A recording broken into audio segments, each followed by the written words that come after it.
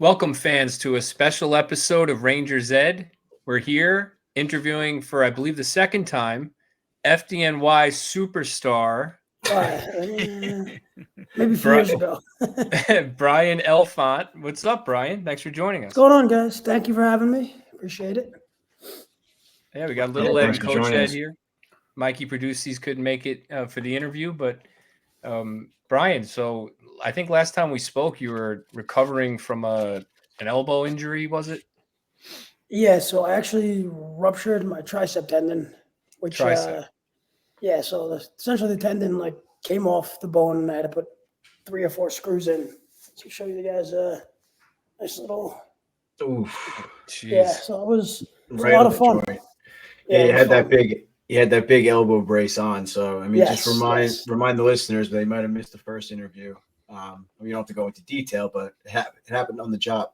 Excuse me. Yeah, Right? Yeah, it was a stuck elevator, and the elevator jerked as we were moving, and I just fell forward and slammed my arm on the lip. Kind of the elevator was halfway between floors, and I kind of banged my arm on the base of the elevator, and just kind of felt it pop. So yeah, it was not fun. It's funny, you don't realize, I'm a righty. The things, obviously, everyone's mind when you think what you can't do with your dominant hand go someplace, but that wasn't the hardest thing to get over. It was trying to brush my teeth lefty was impossible.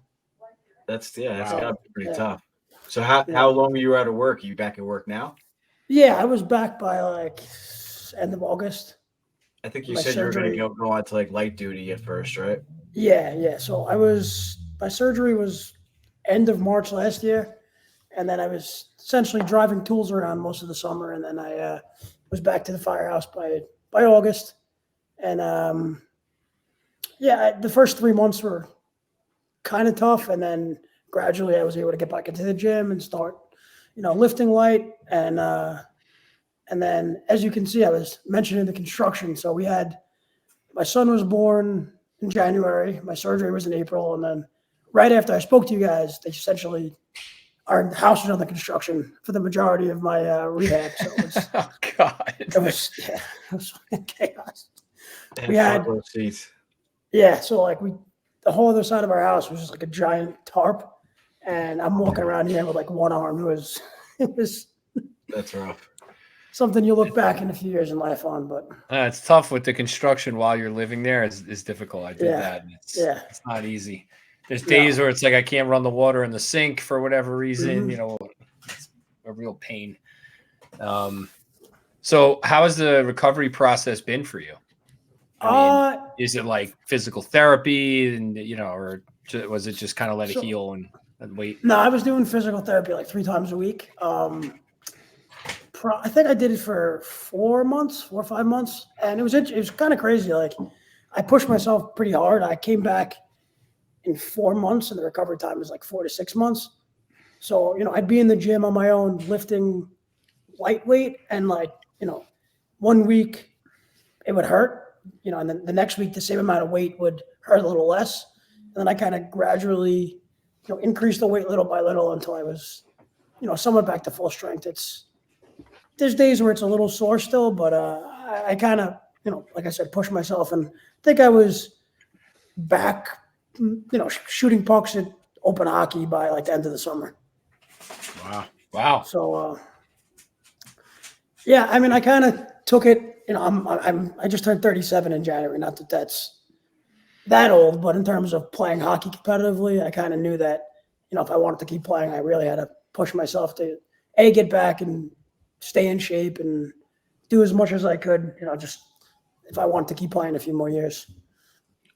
Yeah, I remember last year you were on here. You were worried about possibly losing your spot. How's that looking for the game coming up? So that's why I've been playing. I actually had a really good season up until probably the past few weeks. So I've been in a little bit of a slump, but I mean, I'm definitely going to play a regular shift. Nice. So yeah, so hopefully No young guns took your spot yet. Not quite. It's first year I'm not on the power play anymore, so that I relinquished. But still looking like I'll play a regular shift. That's fine.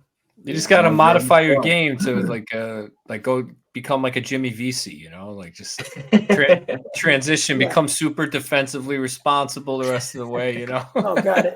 If you ever see me play, that's not gonna happen. Not oh it. my God, no.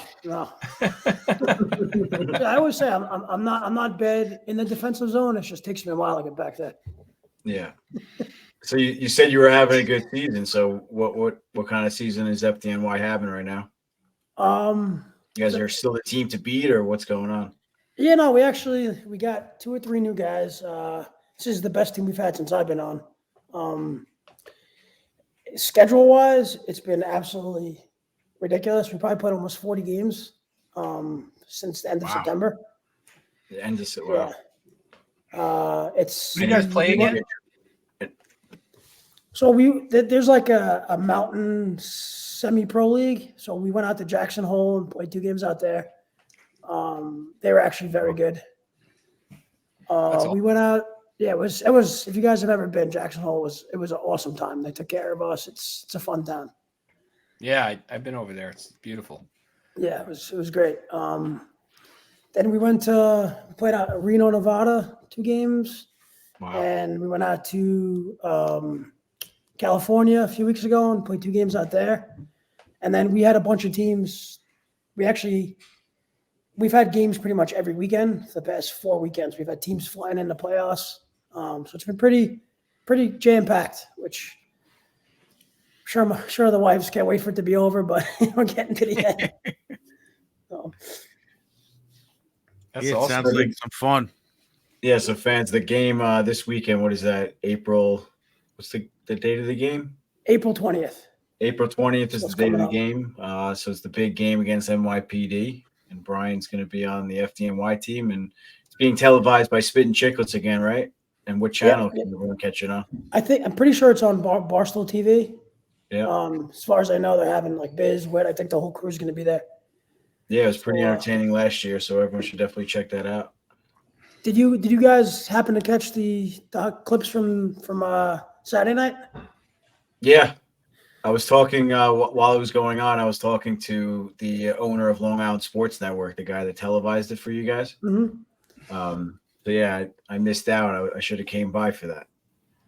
Yeah, it was. It's a lieutenant on our job. His son.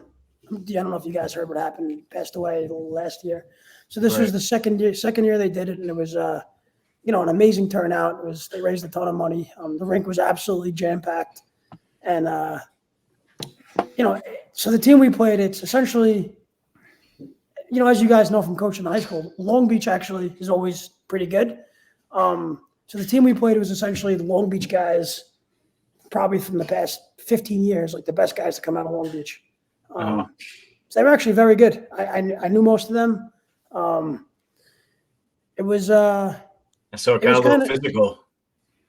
See, the problem is with a game like that is they said light checking. I mean, what does that mean? Yeah, right? That's not going to work. No. It's either checking or no checking. It's just no light checking. Well, that's why hockey doesn't operate in gray areas. We'll talk about that in a little while with the some refereeing talk. Yes. But yeah, always a heated rivalry out there, I guess, on the ice. And so it was. If you saw the video, I guess we scored the goal with 5 seconds left, and a guy who scored kind of celebrated to the crowd, and the goalie did not like that. Oh my gosh! So that's what sparked the whole thing, and then in a charity game. Yeah, so it was kind of chippy. It's funny, like when we play these hitting games, we kind of let the other team dictate kind of the physicality level. So you could tell the whole game was a little chippy, and then their goalie took exception to the celebration, and the floodgates opened. Yeah, our goalie skated to the blue line and was like, "All right, let's go," and then all hell broke loose. Oh my god! Jeez. Yeah, I remember. Good.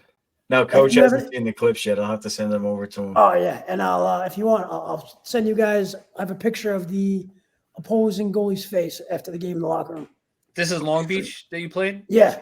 I mean, dude, Long Beach. I played Oceanside High School hockey. Yeah, so we used to play against Long Beach all the time.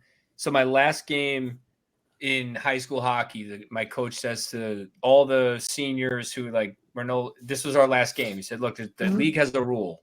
For every player who gets kicked out in their last game, it costs the coach like a fine.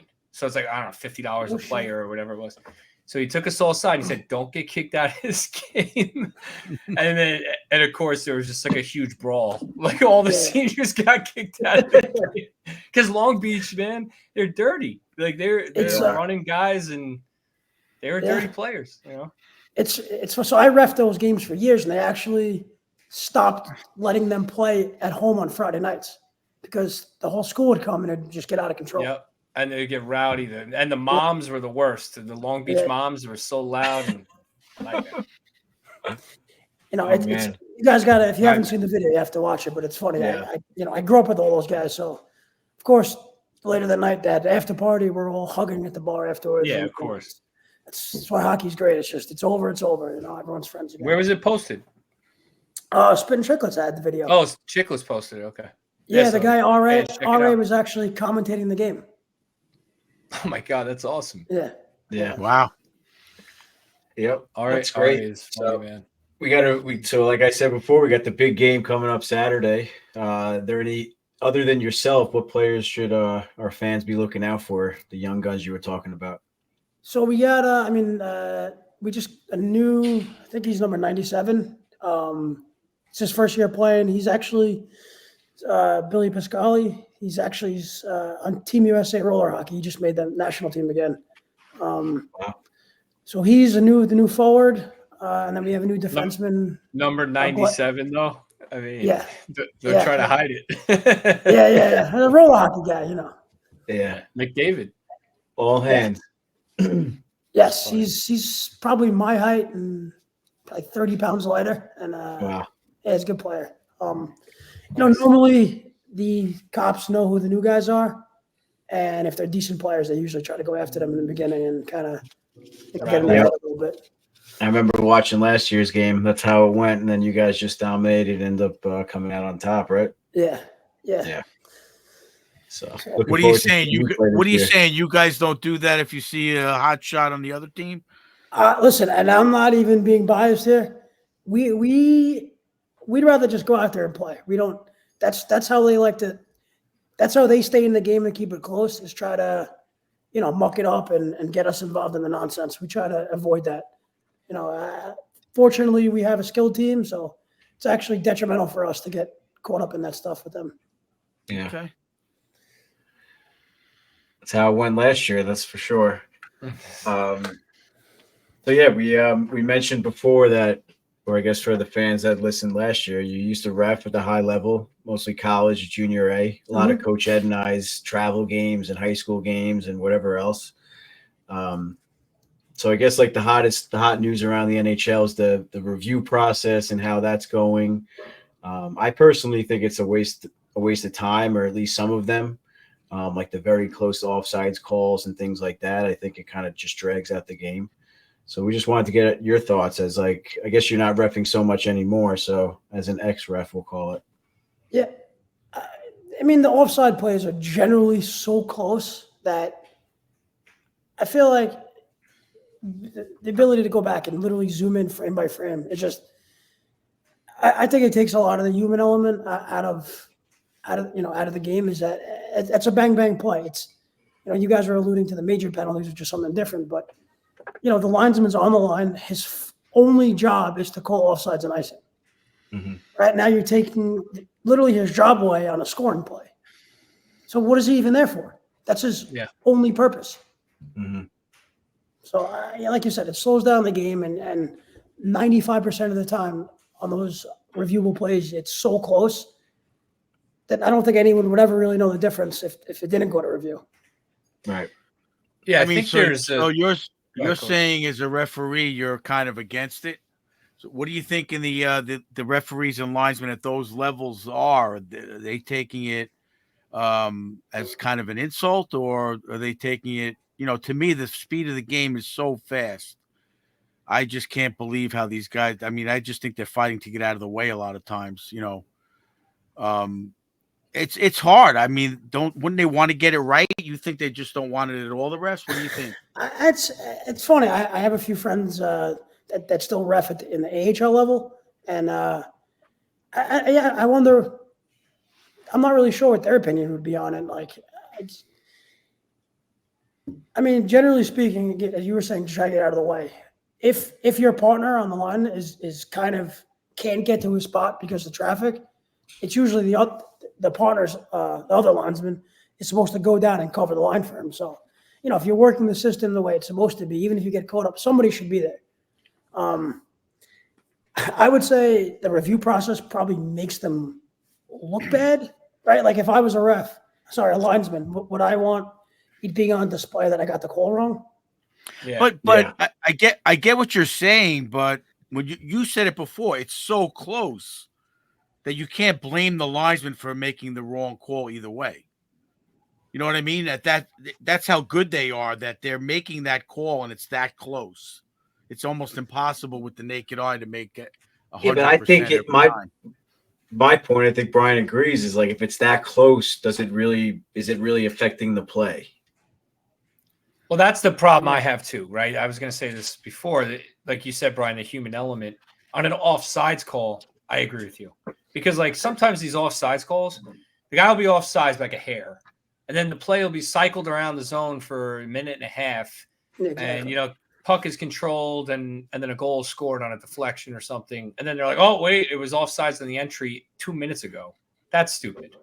Now, if the offsides is literally like a 2-on-1 and a goal is scored and it's immediate, I think that might be different, but I don't know. Either way, it depends. Like if it's not affecting the play or it doesn't affect the goal and it's that close, like it does slow the game down. But there's repercussions for being wrong at the NHL level, right? If they're wrong, it's a 2-minute penalty for delay of game. So there's a challenger. Good. No, I was just going to say it's hard. You can't really put a rule in place that if it's directly what you're saying makes perfect sense, but you can't be like, oh, if it's 15 seconds after they entered the zone, then it's can't really have it that way. And as we know as Ranger fans, these calls always go against us anyway. So they always yeah. Or what usually happens is Sam will ask Micheletti what his opinion is. Micheletti will say one way or the other, and then the ref will do the opposite of what Micheletti thinks. That's totally opposite. It's not his fault. It's just like random, it just seems to be random. But more so than on the offsides, like the league wants to expand it to, like this delay of game call they implemented about a decade ago or whatever it was, where a defenseman can't just shoot the puck into the crowd to, get out of a cycle by the opponent. They have to actually clear the zone in play. So I guess there's been like 12 incorrect calls on that penalty in the last like 4 or 5 seasons. It's not that many, so they're allowing, I guess, teams to challenge that only if a penalty is called. So I'm just curious, like something like that, maybe a ref would feel different. Like, who cares? Like, I'll just call it and let them review it. I don't know. Yeah. Well, so I think the whole, purpose of that rule is to prevent guys from just flipping the puck out of the zone and getting a whistle. But if 90% of the time, that's not what anyone's doing. Guy's trying to clear it off the glass, and it just sails over the top of the glass. Misses. Yep. So I don't think that was really the intended purpose of the rule. Guys trying to get the puck out of the zone and not really trying to cause a whistle. And it's always in double overtime where the refs put their whistle away. Like that's the only way you get a power play in the playoffs is like defenseman just accidentally shoots it into the crowd. It's crazy. It's horrible. Yeah. Well, that's basically Al Arbor's, to me, as far as I remember as a kid, Al Arbor's the reason why they have about 5 of these kind of penalties where you can't warm up a goalie. They used to be able to warm up a goalie when they changed goalies for like 5 minutes. Mm-hmm. So he would use that to his advantage, slow the game down, get, and then put the other goalie back in like 2 minutes later. Stuff like that. They would clear. I've had a lot of games at the Coliseum when I was young. That's hilarious. They would just sail the puck out of the rink, whistle, line change, the whole thing. I mean, he used it to his advantage. It wasn't breaking the rules, obviously, but to me, I don't know if he was smart. I don't know if he was the direct result of these penalties, or I just noticed it because I was at those games. But That's smart. yeah. Yeah. The goalie thing's a little ridiculous, putting the other goalie right back in. That's I mean, a couple of minutes later he did it. Yeah, but, you know. That's crazy. What about on a kind of a vicious looking check? You know, so you ref Junior A. I'm sure Junior A gets really physical. You know, and you see like a vicious looking check, and you're like, like was that clean? Or maybe as the ref, you're sitting there and you're just like questioning whether that was clean or not. It just happened so fast, you're not sure. The league has implemented this new rule, I think this season or last, where if they call a major penalty, they can actually choose to review it on their own. No one has to challenge it or anything. They just say, we're going to review it. And then they could reduce it to either no penalty or a 2-minute or a 4-minute, or leave it a major. But if they call it a minor penalty, or make it a game misconduct, or a game misconduct, or whatever they want, pretty much. But if it's a 2-minute call, then they have to leave it. There's no review of the play. So do you think as a ref you'd like welcome that, because then you could just say, oh, I'm not sure, let me just call a major and like take a closer look? Or you'd be a little annoyed that that's the process now? I don't know. So firstly, I tried to avoid calling major penalties at all costs, because then you'd have to do paperwork and send an email. So that's why I never wanted to call myself. But, thanks for letting me know that now. You know. Yeah. But listen, guys, he's not going to call a major penalty. He doesn't want to do the paperwork. Go out there. Now you sound like you're on the police force. I just spilled the beans. I think the league is putting such an onus on head contact and taking dangerous hits like that out of the game that I think having the ability to review it and making sure, like the Rempe was involved in a few hits lately. Like, it depends what angle you're from. It's very hard to see if your arm came up where the point of contact actually was. So I think the ability to review this and just really try to take the head contact out of the game, I would welcome it. You make sure you get the call right, and see, No, go ahead. No, it's just very hard to see sometimes if the arm came up where the point of contact is. So I'm sure when they're reviewing it, that's what they're looking for. I was gonna say, like, if they get a call like that wrong, where, like, I don't know, say Rempe does throw a hit in the playoffs and they call the whatever major in a game misconduct or something, that could change the entire trajectory of the kid's career. He gets sat out the next game, so he doesn't do it again. He doesn't get a contract this summer, whatever, blah, blah, blah. So something like that, I definitely agree with the review process. But I mean, like I said before, the close icings or offsides or whatever, that I could do away with. But if you're affecting a player's livelihood, like I said, he can get suspended without pay and things like that. Not just his livelihood, but also the person he hits, right? Well, that too, of course. Yeah. If it's in the vicious direction, I'm saying if it's in the not as vicious direction, to get it right. I happen to think it's a great rule, because, like I keep saying, that the speed of the game at that level is insane. And they could be looking somewhere else, see it out of the corner of their eye, and go, "Oh, I saw the elbow," but it really wasn't. Rempe 6'7", say for argument, though on the play we're talking about, I think he did stick his elbow out, but it could be that corner he did. Of your eye, the corner of your eye, you're like, "Oh shit, that's a major," and then you look at it, and you're like, "Oh, wait a minute." So I kind of think that they've been getting that right. Personally, not just with the Rangers. They were happening, I think, when the Rangers were playing Colorado way earlier. I forget. But I think they're getting it right. And I just think they need a little help, because you can't put more refs out there. So if they need that little bit of help, I think it's a good thing personally. No, you can't. They're already getting collided with and getting hit with the puck. Yeah, what's your feeling on that? Did you see that hit, Brian? Did you see that hit? With the Rempe hit? No, the hit in Saturday's game, the ref collided with the player at center ice. No, I didn't see that. The referee collided with the player. Yeah. Out on a stretcher. He was unconscious. Jesus Christ. Yeah, you got to try to get that clip and show him. Yeah, it was brutal. He collided with the player on Tampa, right? Yeah, I believe so. Yeah. The official was like in the neutral zone, and as he was skating backwards to get out, the Tampa guy was trying to join the play off the bench. and they just collided. The referees, he went down, hit his head on the ice. It was rough. He had to be Pretty taken scary. off on the stretcher. Now I know in the playoffs they have an extra ref like on standby.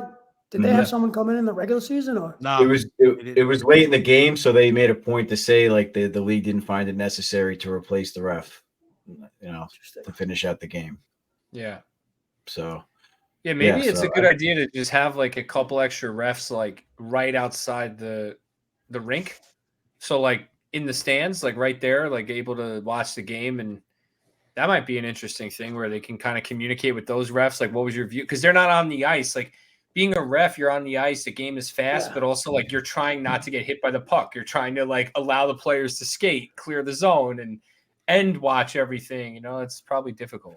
Well, why not just get rid of the linesman completely and just do video review for all the offsides and have it just have AI do it. Let AI the blue line lights up if they're good, green if it's good, red if it's offside. One day that'll happen. One day, I bet. Well, Brian, correct me if I'm wrong. If you're doing games at the higher level, you pretty much have to sense or figure out what the players are going to do and get out of the way, get into a certain area. Correct? Yeah, it's kind of the opposite of what you think. I always found that doing the higher level games was actually less dangerous because you kind of more have an idea where the players are going to go. It's if you were doing like an 18U tier 3 game, and now some guy's killing a penalty and just turns around and fires the puck with his head down. That's when it was dangerous. I mean, usually if you're doing a higher level game, a guy's going to pick his head up and look and not shoot it where you're supposed to be. Or I would have an idea of like where to move or how to maneuver around the play because you have an expectation of what you think the players are going to do. That's what I'm saying. But if you got a guy like Panarin out there, half the players don't know what he's going to do. Yeah, but he's not going to turn around. You watch Kucherov. You got to get out of their way because they're creative. They could do all kinds of stuff. I don't know. I have a little more sympathy for refs these days because I could see what they're going through to a degree. Don't get me wrong. Yeah, I agree. Reffing is hard, man. It's the hardest gig I think in sports is reffing. It's really tough, man. Especially in all these leagues are so fast and physical, and it's just difficult, because you're going to be wrong a handful of times, and then every fan is all over the internet like this ref sucks, like blah blah blah. So I think it's tough, but Coach, I always found the most effective thing would have been like if I made a mistake. I think I told you guys this last time. I would just straight up tell the coach, "Hey, I owe you one." Yeah, you definitely said that to us in the past for sure. Yeah, but you made the mistake after the call. You're like, like these refs are watching it on video and making the mistake, So you just feel that way. You made the call and you're like, that was iffy. That was an iffy call. Like I think. So yeah, that is true. I'm sure that happens all the time, though. All right, Coach. Anything else on reffing? Because I want to get back to the FDNY stuff before we wrap up. I think we're good on that. I appreciate the honesty and. Next time I'm yelling at a ref, I'll say, "What's the matter? You don't want to do the paperwork?" Oh my God, he's definitely going to say that.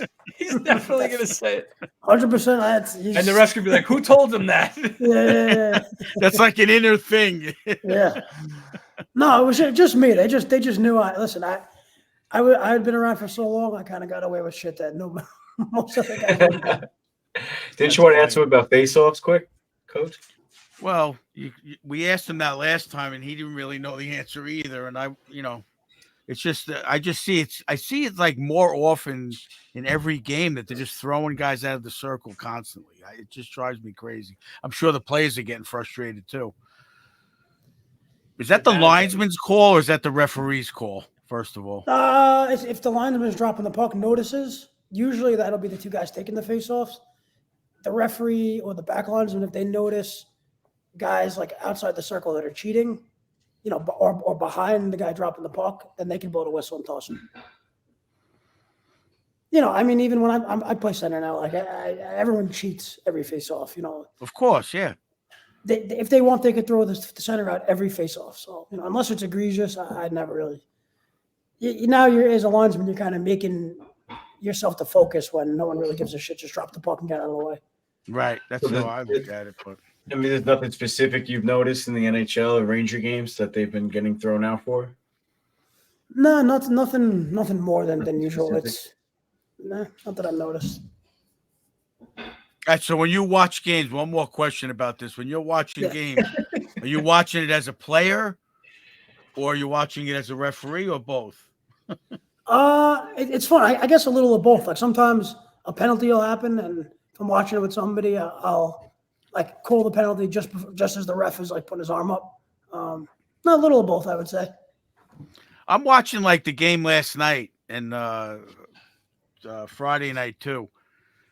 They call this little hooking bullshit on their hands a lot, right? They're coming out of the corner. You know, one hand, the guy's got one hand on a stick. He hits him on the glove. But then you see Panarin going on a breakaway. The guy's got his elbow. He's doing all kinds of stuff. There's no call on the breakaway. To me, it's worse than when they're coming out of the corner. And, you know, I don't know how they differentiate that. That drives me crazy. I think a few years ago, there was like an emphasis on specifically like hooking the hands. Yeah. So I'm sure that's like one thing that they harp on, which is kind of like, you know, like you said, it doesn't really affect the play at all, but it's as soon as the stick comes up by the hands that they call it immediately. And, you know, it's funny. You watch these games from the 90s and. Oh, forget it. Yeah, we're killing each other. Yeah. So with FDNY, the game is April 20th, you said. Tell the fans your jersey number, your position, what line you're on. You know, how can they look out for you if they're watching that game? Yeah, so I'm number 6. I'm probably one of the smallest guys on the ice still. Well, we have our team right now. We have 4. Our first line's very good, but all our lines are pretty even. I've been third line center most of the year. But our forwards up and down are, like I said, this is the best team we've ever had. I would say from people that I've talked to, the Cops are coming out with the same lineup that they had last year. Really? Well, they're not really getting any new guys. That's what I was going to say. They had a few older guys last year that they were talking about possibly retiring or whatever, but I guess not. Now they're all back. They're not getting any new talent.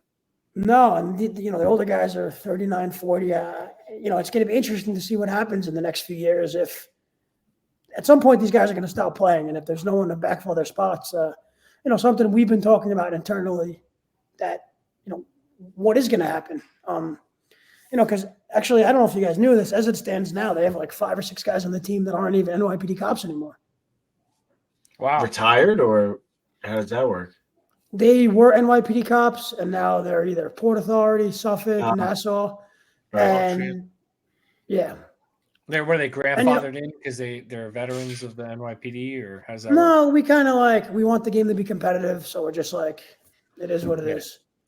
That's cool. That's good. That's good to you. So this is the 50th actual annual game, right? Mm-hmm. Yeah, so it's the 50th annual game. It's a charity hockey game, but it sometimes gets heated. There's oftentimes fights. Yeah, there's fights in these games. So fans, definitely check it out. It's going to be live streamed by Spit and Chicklets, as Brian said, on barstool.tv. Maybe Little Ed will post a link or something so you guys can get there and definitely check it out and watch Brian play. It's going to be fun. And, I'm sure you're looking forward to it. We're looking forward to it. This is definitely, as New Yorkers, it means a lot seeing FDNY and NYPD play. It's because obviously, Little Ed and I, we grew up in the era as youth of 9/11, as you did. So those two symbols do mean a lot to us, as I'm sure a lot of other New Yorkers as well. For sure. Yeah, I mean, I'm very much looking forward to it. It was, different experience for me last year as all the guys are getting dressed for the game, and I'm, sitting there in a suit, and it was the only year that I was able to drink during the game. But well, are you going to wear the suit again at least to and from the game? That was a pretty flashy red suit. Yeah. All right. All right, good. Yeah, I got abused a little bit for the maroon, but yeah, I'll probably wear the same one again this year. Get the boys going. Might as well. All right, Brian. Well, thanks a lot for coming on. Thank you for your service and protecting us out there with the fire department. Yeah, are you back to work from the injury? Oh, yeah. I was back to work in August, September last year. Yeah, you're a hockey player. You didn't miss any time. Listen, I have a 3-year-old. He's running into a burning house. His elbows hanging from the bone. I couldn't be stuck in my house with 2 little kids anymore. I had to go back to work. Yeah, we're gonna run into that house over there. Yeah. Yeah. All right. Well, thank you. My wife's giving me the finger in the background. Well, tell her thank you for letting you come on as well. Yeah. All right. So. Yeah. Oh, Hey, boys, one more thing. I appreciate the invites to come skate. As we're literally skating 4 times a week now, so it's crazy. But I would love to come down and join you guys at some point. Oh, for the outdoor skates, for sure. Yeah, you'll stay on the invite list, and no worries. Whenever you got some time, come on down for sure. And he's on the Ranger team. Oh yeah, no, we need some ringers. We got smoked by the Islanders podcast last time, Bri. So we need. Oh yeah, need a ringer or two. It was pretty bad. Yeah. Yeah. Just come out for 15 minutes, Brian. Yeah, that's 15 minutes. Light it up, and then we'll buy you a couple of beers, and that's it. Yeah. Fair enough. All right, Brian. Thanks a lot for coming on, man. We appreciate it. Thanks for having me. We'll be in touch, man. Good luck this weekend. Good luck. Stay safe, buddy. Looking forward to it. Good luck. Thanks.